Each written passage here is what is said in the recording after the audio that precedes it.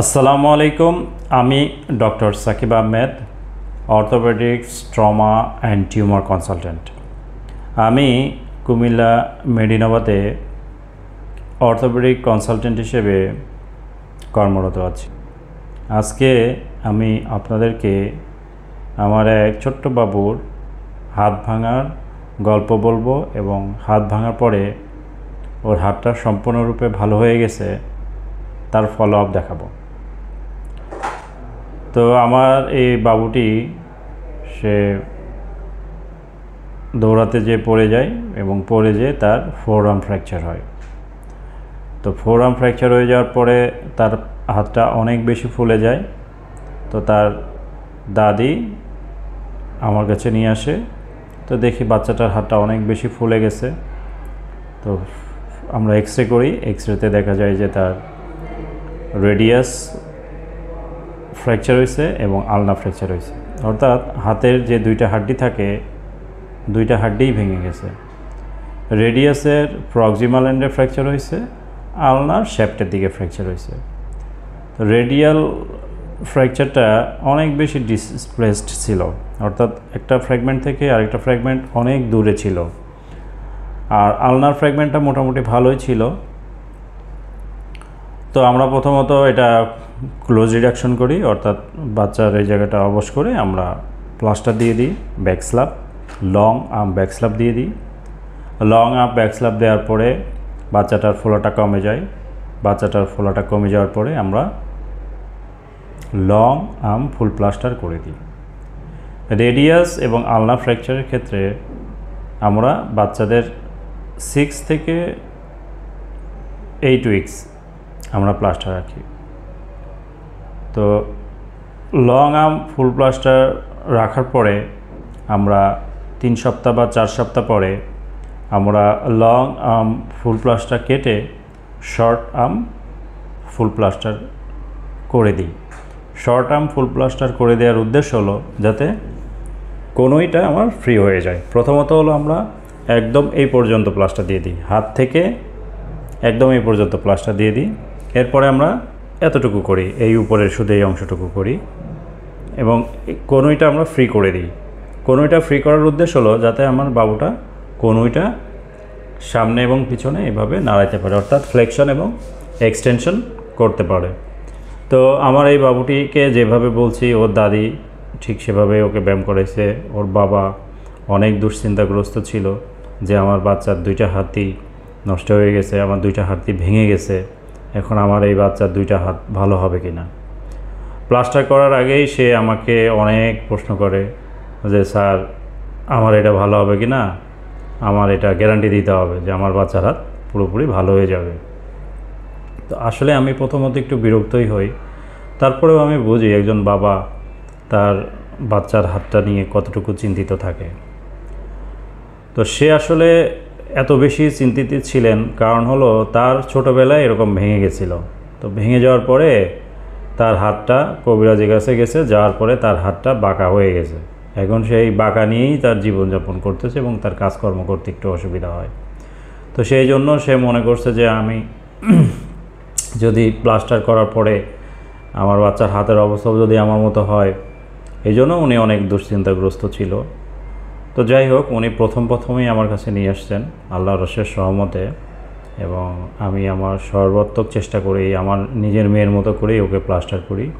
এবং প্লাস্টার করার পরে দেখা যায় যে আল্লাহর রহমতে ওর এটা সম্পূর্ণরূপে জোড়া লেগে গেছে এবং এক্স রেতে প্রথমে একটু বাঁকা দেখা গেলেও পরবর্তীতে কিন্তু আর কোনো বাঁকাই ছিল না ওর হাতের।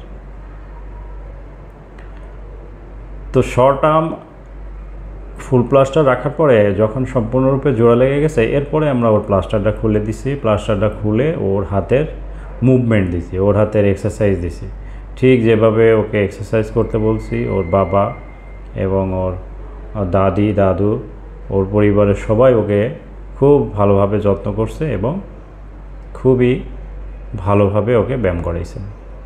তো আসলে প্লাস্টার আমরা করে দিই, কিন্তু প্লাস্টার করার পরে বাচ্চার হাতের পজিশন এবং প্লাস্টার খোলার পরে বাচ্চার হাতের চামড়া এবং বাচ্চার জয়েন্টের মুভমেন্টগুলো এগুলো করানোর দায়িত্ব কিন্তু বাচ্চার পরিবারের লোকজনদের। তো তারা যদি সঠিকভাবে আমাদের দিক নির্দেশনা মতো চলে তাহলে তার ফলাফল অনেক ভালো আসে। ঠিক আমার এই বাবুটি যেরকম পাইছে, দেখেন ওর আল্লাহর রহমতে ফলাফলটা অনেক ভালো। তো চলুন ওর ভিডিওটি দেখে আসি কী অবস্থায় ও আছে এবং ওর হাতের কোনো বাঁকা হয়েছে কিনা। তো মামনি এভাবে ভাঁজ করো, হ্যাঁ ভেরি গুড, সোজা করো, সোজা করো, এভাবে ঘুরাও। ব্যথা করে?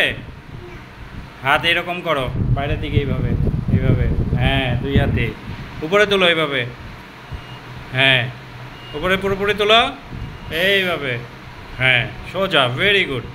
আবার নামাও, এভাবে নামাও, হ্যাঁ ঠিক আছে। ব্যথা করে? তুমি ভালো আছো? ভালো আছো, আলহামদুলিল্লাহ, ঠিক আছে। খুশি? হাড্ডি তো জোড়া লাগিয়ে গেছে, হাড্ডি তো জোড়া লাগিয়ে গেছে, এখন খুশি? প্লাস্টার খুলে দিছি তো, খুশি? আলহামদুলিল্লাহ, ঠিক আছে। দেখলেন তো আমার এই বাবুটি কত সুন্দর আছে, এবং ওর হাত যে ভেঙে গেছে, ওর যে রেডিয়াস এবং আলনা দুইটা হাড্ডি যে ভাঙা ছিল, এটার বোঝার কিন্তু কোনো উপায় নাই। তো ডান হাত ভাঙা না বাম হাত ভাঙা এটা বোঝার কোনো উপায় নাই, এবং ও এই হাত দিয়ে সব কিছুই করতে পারে, খেলাধুলা করে, হাত ভাঁজ করতে পারে, মুট করতে পারে, এইভাবে ভাঁজ করতে পারে, ওইভাবে ভাঁজ করতে পারে। প্রথমত তার দাদা দাদি, তার বাবা, তার অভিভাবক খুবই দুশ্চিন্তাগ্রস্ত হয়ে পড়ে এবং প্রতিনিয়তই আমাকে বলে যে স্যার ভালো হইব তো, ভালো হইব, কবে ভালো হইব, কতদিনে জোড়া লাগবো। তো খুবই আসলে তারা দুশ্চিন্তাগ্রস্ত ছিল। তো আমি তাদেরকে অভয় দিই এবং তারা আমার উপর বিশ্বাসও রাখেন। আমি মাঝে মাঝে অবশ্য তাদের উপরে বিরক্তও হয়েছি তাদের এই ধরনের উল্টাপাল্টা প্রশ্ন করার জন্য। আসলে আমরা কিন্তু কখনোই বাচ্চাদেরকে চিকিৎসা দেওয়ার ক্ষেত্রে বা আমাদের পেশেন্টের চিকিৎসা দেওয়ার ক্ষেত্রে কখনোই অন্যরকম ভাবি না। আমরা চিন্তা করি যে এই বাচ্চাটা যদি আমাদের হতো, আমার হতো, তাহলে আমি কি চিকিৎসা দিতাম। তো সকল বাচ্চাকেই আমি আমার সন্তান মনে করেই আমি কিন্তু চিকিৎসা দিয়ে থাকি। বাকিটা তো আল্লাহ তালার হাতে, আল্লাহ তালা কার ভাগ্যে কী লিখে রাখছেন এটা তো আল্লাহ তালাই জানেন। তবে আমরা কিন্তু বাচ্চাদেরকে অনেক সতর্কতার সাথেই প্লাস্টার বলি বা অপারেশনগুলো করে থাকি। এরপরেও কিছু দুর্ঘটনা, অনাকাঙ্ক্ষিত দুর্ঘটনা তো ঘটেই যায়। তো তার বাচ্চার বাবা মা, দাদা দাদি সবাই খুব দুশ্চিন্তাগ্রস্ত ছিলেন, কিন্তু তারপরেও তারা আমার উপরে ভরসা রাখছেন এবং আমি যেভাবে বলছি এভাবে হাত টাত নাড়াইছেন, যেভাবে বলছি এভাবে এই বাচ্চার যত্ন নিচ্ছেন প্লাস্টারের, যার কারণে প্লাস্টার খুলে দেওয়ার পরেও বাচ্চার চামড়ার কোনো প্রবলেম আল্লাহর রহমতে হয় নাই এবং বাচ্চার মুভমেন্ট অনেক ভালো আছে। খেয়াল করে দেখবেন বাচ্চার এলবো জয়েন্টের মুভমেন্ট, বাচ্চার রিস্ট জয়েন্টের মুভমেন্ট, বাচ্চার সুপাইনেশন প্রোনেশন মুভমেন্ট অনেক ভালো আছে আল্লাহর রহমতে। এবং আরও বেশি আশ্চর্যের ব্যাপার হলো বাচ্চার হাতে কিন্তু কোনো বাঁকাই নাই আল্লাহর রহমতে। ওর হাত দেখে বোঝার উপায় নাই যে কোন হাতটা ভাঙা গেছে, কোন হাতটা ঠিক হয়েছে। তো আমরা আমাদের সাধ্যমতো চেষ্টা করি এবং রুগী যদি আমাদের কথা শুনে সেই ক্ষেত্রে কিন্তু তার ফলাফল অনেক ভালো আসে। এটার উৎকৃষ্ট উদাহরণ কিন্তু এটা। তো আমার এই বাবুটির জন্য আপনারা সবাই দোয়া করবেন। আর বাচ্চারা রাস্তাঘাটে যখন যাবে অবশ্যই তাদেরকে একটু সাবধানে রাখবেন। আর যে কোনো ফ্র্যাকচারজনিত কারণে অবশ্যই আপনার নিকটস্থ অর্থোপেডিক সার্জনের কাছে যাবেন, তাহলে এই বাচ্চার বাবার মতো আর কখনোই পঙ্গুত্ব বা হাত বাঁকা পা বাঁকা আপনাদেরকে বহন করতে হবে না। তা আপনাদের কাছে রিকোয়েস্ট থাকবে, বাচ্চাদের যে কোনো আঘাতজনিত কারণে আপনি আগে অর্থোপেডিক সার্জনদের কাছে নিয়ে যাবেন। তার পরবর্তীতে যদি কোনো ডক্টরের কাছে যাওয়া লাগে আমরা সে ডক্টরের কাছে রেফার করে দিই। তো আমার মনে হয় আমার এই ভিডিওটি দেখলে অবশ্যই আপনাদের ভালো লাগবে। আর বাচ্চাটার আগের প্লাস্টারের ভিডিও আমার একটা ভিডিওতে দেওয়া আছে, সেটাও দেখে এসেন। তো আমার এই ভিডিওটি দেখে যদি ভালো লেগে থাকে অবশ্যই লাইক, কমেন্ট এবং শেয়ার করবেন। এবং বাচ্চাদের যে কোনো আঘাতজনিত কারণে বা যে কোনো ফ্র্যাকচার সম্পর্কিত কোনো প্রশ্ন থাকলে অবশ্যই কমেন্ট করে জানাবেন।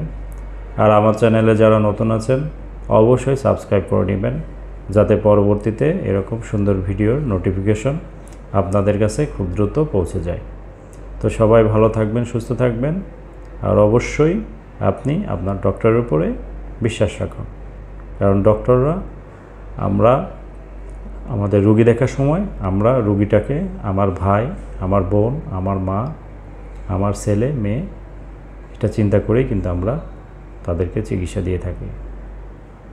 তো সবাই ভালো থাকবেন, সুস্থ থাকবেন। আমার এই বাবুটির জন্য দোয়া করবেন, আমার জন্য দোয়া করবেন। ধন্যবাদ সবাইকে।